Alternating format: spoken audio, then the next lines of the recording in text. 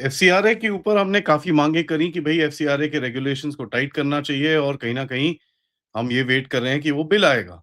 और बिल तो छोड़ो भाई, एफसीआरए ऑलरेडी टाइट हो रहा है, ब बिल आए ना आए वो तो आगे की बात है। कुछ ऐसे रेगुलेशंस लाए गए हैं जिससे एनजीओ की रीढ़ की हड्डी टूटनी शुरू होगी। आइए जानते हैं। नमस्कार, जय हिंद, जय Bharat and welcome to deaf talks. This is Aditya चिंत।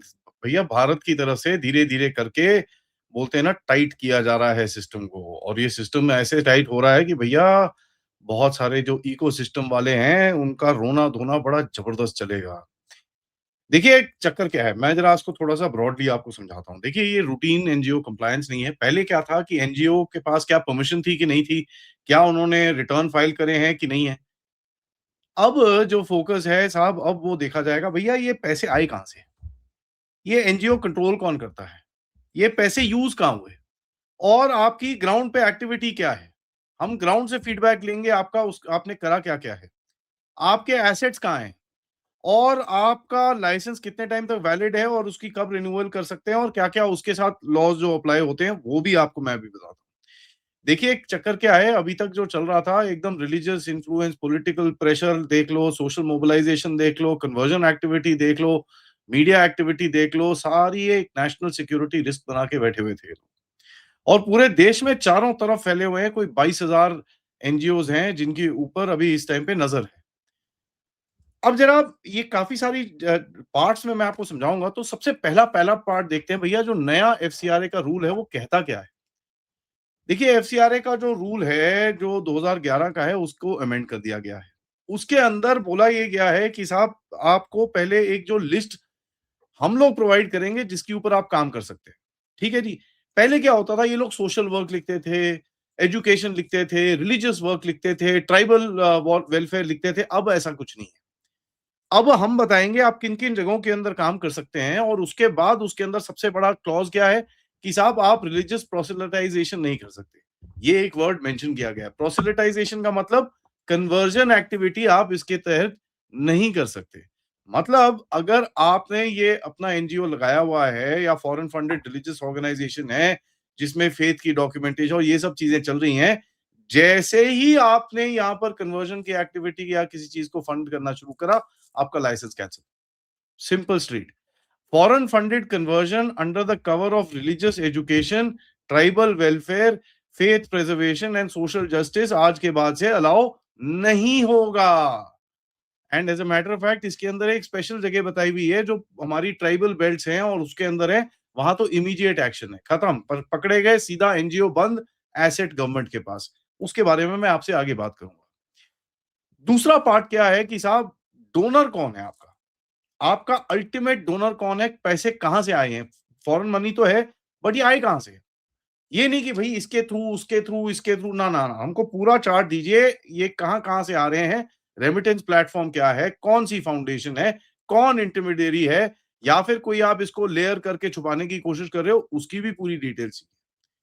कहीं न कहीं जो रियल सोर्स है पैसे का, उसको डिक्लेयर आपको करना पड़ेगा। दैट मीन्स जो पूरी एक पाइपलाइन चलती थी, फॉरेन डोनर किसी एक फंड को देता था, फंड एक इंटरमीडिएरी व्हीकल को देता था, इंटरमीडिएरी व्हीकल एक एनजीओ को देती थी और वो फिर आगे अपना काम करती थी। वो बिल्कुल भी नहीं चलेगा। तीसरा चीज़, सोशल मीडिया के ऊपर आपके जितनी एक्टिविटी है, आपको डिक्लेयर करनी पड़ेगी। ये बहुत इंपॉर्टेंट है। क्योंकि देखिए क्या होता है, एफसीआरए लाइसेंस में एनजीओ लिखता है कि भैया हम एजुकेशन कर रहे हैं, वेलफेयर कर रहे हैं, ये कर रहे हैं, वो कर रहे हैं, वो सब ठीक है। बट जो आपका ऑनलाइन मटेरियल के अंदर आप दिख रहा है कि साहब आप कन्वर्जन कर रहे हो, पॉलिटिकल मैसेजिंग कर रहे हो, मोबिलाइजेशन कर रहे हो, ये सब चीज़ें कर रहे हो, इसको कंसिडरेशन में लिया जाएगा आपके एफसीआरए लाइसेंस के ऊपर। सो ये आप नहीं बोल सकते कि यार वो एकदम रोग था, हमारा वो कोई उसमें लेना-देना नहीं है। साहब अगर वो आपका एनजीओ का बंदा है या बंदी है, उसने कुछ ऐसा काम करा है, you will be held responsible. चौथा पार्ट चौथा पार्ट फील्ड पे वेरिफिकेशन की जाएगी। मतलब अगर आपने बोला है कि साहब हम इस एरिया के अंदर काम करेंगे, गवर्नमेंट के ऑफिसर जाके वहां पर चेक करेंगे आपको। ठीक है, उसके बाद देखेंगे कि साहब आपने किस तरह से काम किया है, आपने कितने पैसे किस प्रोजेक्ट में लगाए हैं, उसका रिजल्ट क्या है, आपने कितने पैसे कहीं पे कम्युनिटी डेवलपमेंट के लिए दिए हैं, आपने क्या-क्या बनाया कि भैया हमने घर बनाए, हमने ये करा, लेकिन कन्वर्ट कर रहे हो लोगों को घर बना के, तो घर तो हम देखेंगे देखेंगे और ऊपर से कन्वर्जन को भी देखेंगे। हेल्थ, वेलफेयर, कम्युनिटी डेवलपमेंट जिस मर्जी में हो, हमको टेंजिबल बेनिफिट चाहिए, अदरवाइज़ आपका लाइसेंस फिर से कैंसल। फॉर जो 5वां पार्ट इसका है कि फॉरेन नेशनल्स जो हैं, वो की फंक्शनरीज़ नहीं हो सकते। ठीक है? कोई अगर की फंक्शनरी आपकी एनजीओ का होगा, कहीं बाहर से पैसे आ रहे हैं, कोई फॉरेनर नहीं बैठ सकता यहाँ पर। यहाँ पर एक भारतीय को बैठना पड़ेगा। देखिए फॉरेनर क्या होता है, फॉरेनर बैठा हुआ है वो फिर फंडा उधर के ही चला रहे हैं। दूसरा अब यहाँ पे भी भारतीय हैं जो फंडे चलाएँगे उस तरफ के, लेकिन उसके लिए बाकी सारे रूल्स आपके अप्लाई होते हैं, तो इनकी वहीं पर ही कमर कसी जाएगी। ग्राउंड स्ट्रैटेजी जो डिसाइड करेगा साहब कौन है, आपको डिक्लेयर करना पड़ेगा कौन है, उसके बाद आपको सबको पता है कौन टेढ़े-मेढ़े काम करते हैं और किसको आपको साइड में करना है, वो बड़े आराम से आप कर सकते हो। छठ छठा पार्ट जो है, ये बहुत इम्पोर्टेंट है। देखिए, कई लोगों ने ना इनएक्टिव सी एनजीओज़ खोल रखी हैं, ठीक है जी? इनएक्टिव मतलब कुछ काम नहीं कर रही बट एनजीओ खोल रखा है, बाहर से पैसे आ रहे हैं और कहीं न कहीं इधर-उधर यूज़ किया जा रहा है, पेपर वर्क करके खत्म कर दिया। ये इनएक्टिव एनजीओज़ जो हैं, बिल्कुल भी ये क्या है, ये शेल कंपनीज़ की तरह काम किए जाते हैं, ठीक है जी? अगर आप डोरमेंट हो, तो आपका लाइसेंस चलेगा नहीं, आपका लाइसेंस वहीं पे कैंसल हो जाएगा। ठीक है, लो एक्टिविटी और उसके अंदर डाला हुआ है कि साहब आपको कहीं न कहीं 10 लाख रुपए इतने टाइम में खर्चा करना है, 5 लाख रुपए इतने टाइम में खर्चा करना है। ये लिमिट्स भी वहाँ पर तय करी गई हैं कि साहब आपको ये काम इतना करना ही होगा, नहीं तो आप नहीं कर सकते ये सब चीज़ें। उसके बाद अगर आपने यहाँ पर 75% यूटिलाइज़ेशन कर रखा है अपनी अपनी बजट का, फिर जाके आपको एलिजिबिलिटी मिलेगी। कि साहब अच्छा ठीक है आपने से आपका बजट 10 लाख का था, आपने साढ़े 7 लाख रुपए खर्चे हैं, ठीक है फैंटास्टिक। तो पहली एलिजिबिलिटी उसकी है, फिर आप दिखाएँगे घर में काम क्या करा है। उसके अंदर भी बोला ये है कि 10 लाख रुपए आपको मिनिमम स्पेंड करने हैं पिछले अगर 2 सालों के अंदर। अगर 2 सालों के अंदर आप 10 लाख रुपए नहीं खर्च करते, तो आप मारे जाओगे। अब देखिए यहाँ पर एक टिमोथी इनिशिएटिव जो बैंगलोर में पकड़ा गया जिसमें 92.5 करोड़ रुपीज़ लेके आए ये लोग डेबिट कार्ड्स और इन चीज़ों से। ठीक है जी। अब ये यहाँ पर रिलीजियस कन्वर्जन और माओइस्ट एरियाज़ के अंदर जाके इन लोगों ने काम करा। अब ऑब्वियसली यहाँ पर ये पकड़े गए हैं। पकड़े गए हैं, इनके ऊपर यूएपीए लगाया गया है, basically terrorist terrorist type charges. Now उसके अंदर आप देखेंगे कि भई ये जो आपको जो ये पूरा दिखा है ना, ये इसी का एक नतीजा है कि भैया पता है ये क्या-क्या चल रहा है, देख रहे हैं और उसके हिसाब से रूल बनाए गए हैं। 7वां भाग जो है एसेट कंट्रोल का, ये सबसे बड़ा ज़बरदस्त भाग है। अगर आपका साहब लाइसेंस कैंसल होता है, तो आपके जो एसेट्स हैं वो गवर्नमेंट ले लेगी। ठीक है? एक बड़ा क्लियर फ्रेमवर्क बनाया जाएगा जहाँ पर एसेट्स फॉरेन कंट्रीब्यूशन से जो बने हैं और अगर आपका लाइसेंस कैंसल होता है, रिन्यूअल डिले होता है, तो भैया पूरा आपका जो सामान है वो गवर्नमेंट ले सकती है, अपने पास कर सकती है और कहीं न कहीं आपको कुछ नहीं मिलेगा। नाउ होता क्या है? होता ये है कि ये लोग पता है क्या करते हैं? ये लोग अपना जैसे ही इनको पता है भैया इनका एफसीआरए लाइसेंस कैंसल हो रहा है। अब अगर एफसीआरए लाइसेंस कैंसल हो रहा है तो सीधा-सीधा क्या करेंगे अपने एसेट ट्रांसफर कर देते हैं किसी और को। ठीक है जी? तो आप ये भी नहीं कर सकते। अगर आपका पूरा कैंसल हो रहा है, जो भी आपके बुक्स के अंदर है without you can not firstly transfer और आपका फिर पूरा जो सामान है गवर्नमेंट बॉडीज़ अपने पास उठा सकती हैं और कहीं न कहीं पूरा जो जो डिस्पोज़ कर सकती हैं उनको। मतलब आप ऑक्शन कर सकते हो एंड ऑक्शन करके उसको खत्म कर सकते हो वहाँ पर, तो कोई ट्रांसफर नहीं होगा ये। ये आया था लॉ 31 मार्च 2026 को। उसके साथ जो कल लॉज़ आए हैं, वो तो और ही मतलब ऊपर ही नीचे है। एनजीओज़ की फटी पड़ी है इस टाइम पे, इनको पता है साला भैंस की आँख ये तो साला लाइसेंस ही जाएगा हमारा। अब इसमें रोना-धोना काफ़ी होगा। क्रिटिक्स बोलेंगे कि जी, देखो जी माइनॉरिटी पर्सिक्यूशन हो रहा है, चर्चों के पीछे भाग रहे हैं, ह्यूमैनिटेरियन ऑर्गनाइज़ेशंस, ये मोदी है जो ये कर रहा है, ये सब बकवास पूरा चलेगा। गवर्नमेंट बोलती है यार देखो ऐसा है, हमारा देश है, हम जो मर्ज़ी करेंगे और अगर एक कोई एनजीओ है जो हमारे लॉज़ को वायलेट करेगा उसका पहले तो हम लाइसेंस कैंसल करेंगे, उसके ऊपर कार्रवाई करेंगे और उसके सारे एसेट्स हम ले लेंगे। तो टेकन टुगेदर अगर आप इसको देखें कि भई ये जो एक बड़ा ज़बरदस्त रेगुलेशन लाया जा रहा है, जिसके अंदर ये बदतमीज़ियाँ जो करते हैं ज़मीन के ऊपर, ये पूरी तरह से बंद होएगा। अब भारत ये नहीं बोल रहा कि यार फॉरेन फंडिंग मत लेके आओ। भारत बोल रहा है यार फॉरेन फंडिंग लेके आओ साहब, काम करो यहाँ पर कोई प्रॉब्लम नहीं है।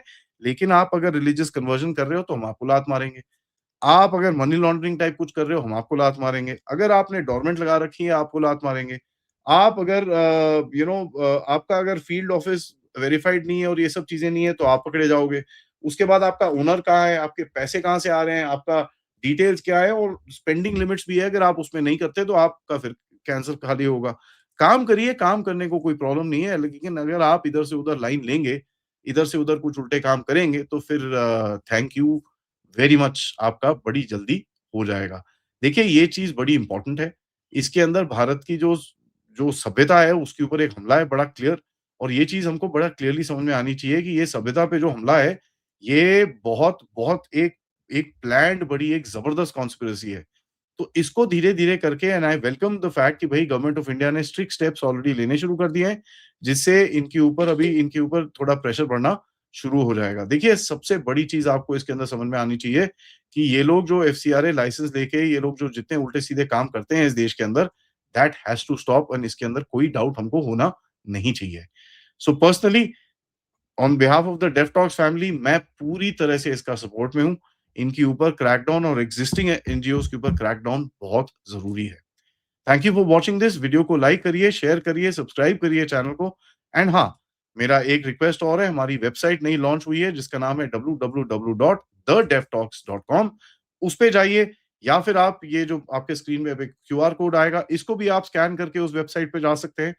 गो टू द वेबसाइट, अपना वहाँ पर वहाँ पर आप ऐप डाउनलोड कर सकते हैं हमारा, आपको इंस्ट्रक्शंस बड़ी-बड़ी क्लियरली मिल जाएँगी। अगर आप एप्पल यूज़ करते हैं, तो आपको शेयर दबाना पड़ेगा। शेयर दबाते साथ आपके पास ऐसा कुछ आएगा, यहाँ पर ऐड टू होम स्क्रीन आप जैसे ही करेंगे, आपके पास कहीं न कहीं वो ऐप डाउनलोड अपने आप हो जाएगी। और अगर आप एंड्रॉइड यूज़ करते हैं, तो उसके लिए भी हमारे पास है, मैं आपको वो अपलोड करके दिखाता हूँ, so that you can actually download that also, and वो जैसे ही आप करेंगे, आपके आपके पास वो ऐप एकदम से डाउनलोड हो जाएगा। तो ये इसको अगर आप डालेंगे, तो आपके पास डायरेक्टली नोटिफ़िकेशंस आएँगे। आपके पास एक ही जगह के अंदर जितने शोज़ हैं हमारे, वो सारा कुछ वहीं पर होगा। इसके अंदर आर्टिकल्स आएँगे, इसके अंदर बुक स्टोर है, मर्च स्टोर है, बहुत कुछ है। इसके अंदर भी ये एंड्रॉयड का है, ऐड टू होम स्क्रीन अगर आप दबाएँगे, आपको ऐप अपने आप अपने फ़ोन में आ जाएगी। और गाइज़, अगर आप इस चैनल की तरफ सपोर्ट करना चाहें, तो please use the QR code, या फिर पेपैल, या फिर सुपर स्टिकर, सुपर चैट्स। मिलते हैं थोड़ी देर में धीरेन्द्र पुंदीर जी से बात करने के लिए, जहां पर ममता बनर्जी को अपनी ही पार्टी से निकाल के बाहर मारा है। नमस्कार, जय हिंद, जय भारत।